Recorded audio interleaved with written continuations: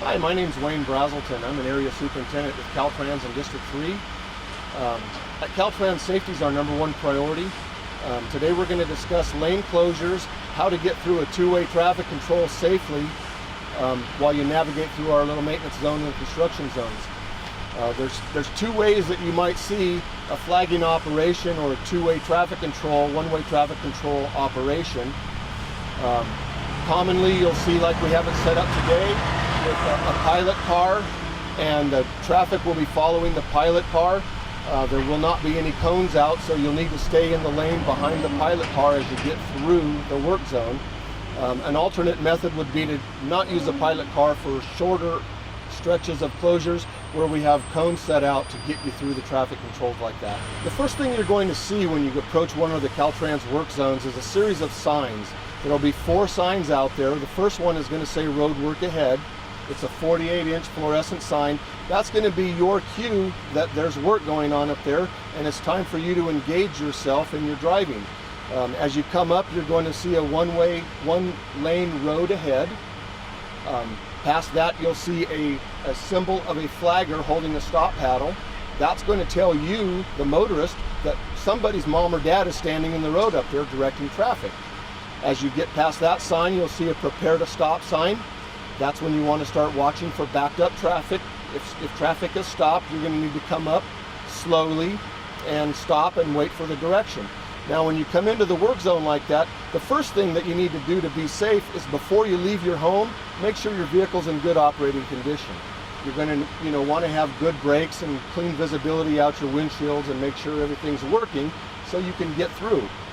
If you break down in our work zone, that's going to be an unsafe scenario. As you approach the work zone and you're coming in, we would like you to have 100% of your focus and engage in the driving. There's going to be people in the road. You might see, cones in the road, heavy equipment, maybe people working aloft or over the bank. We want you focusing not on your children, not on your French fries, not on your cell phone, focusing on getting through that work zone without getting yourself or one of our employees hurt.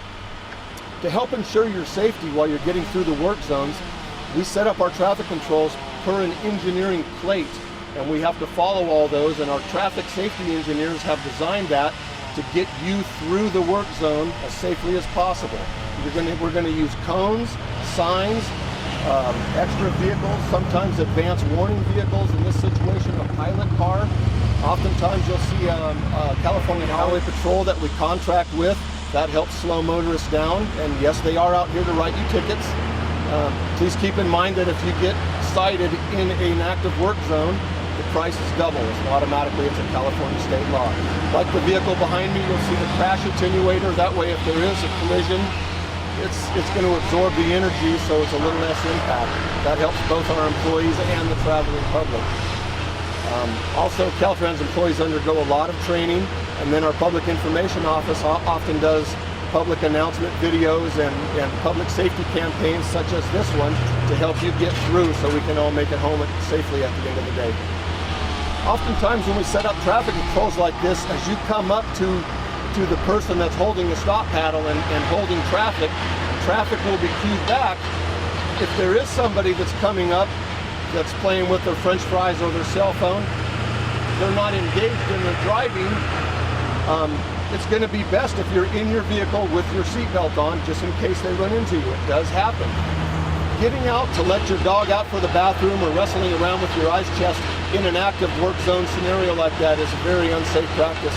You'd be better off to wait in your vehicle with your seatbelt on until you get out the other side of our work zone, find a safe place to pull off of the highway and take care of your business. Oftentimes when we're working out on the road, we may not necessarily need a traffic control situation, but we may be working very close to the road.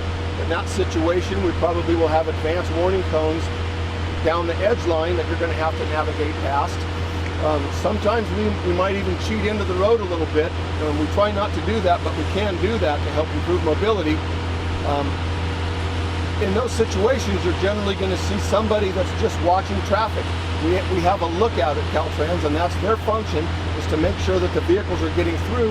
So if we can identify somebody that's coming towards our cones or towards our workers, we can give them a heads up so they can get out of the way.